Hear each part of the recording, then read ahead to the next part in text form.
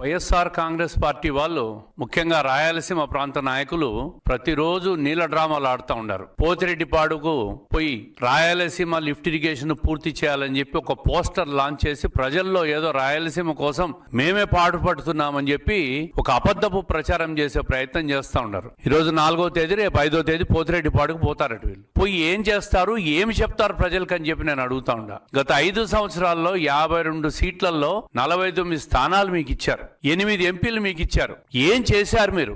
ఏం ఒరగబెట్టారు రాయలసీమకు అని చెప్పి నేను అడుగుతా ఉండా. ఈరోజు రాయలసీమకు జగన్ రెడ్డి కుటుంబం ద్రోహం చేస్తే తెలుగుదేశం ప్రభుత్వం వచ్చి రాయలసీమకు న్యాయం చేసిన పరిస్థితులు మనం చూస్తూ ఉన్నాం. 5 ఏళ్ల కాలంలో రాయలసీమకు ఏం చేశారు వివరించి, రాయలసీమ రైతులకు ఎలాంటి ప్రయోజనం చేకూర్చారో తెలియజేసే అప్పుడు పోతిరెడ్డిపాడు దగ్గర వైసీపీ దీక్ష చేయాల. వాళ్ళు ఏం చేశారో చెప్పి దీక్ష చేయాలని చెప్పి నేను అడుగుతా ఉండా. దాదాపుగా ఈరోజు కూటమి ప్రభుత్వం వచ్చిన తర్వాత దాదాపుగా హంద్రీ నీవాకు 1700 క్యూసెక్కుల సామర్థ్యం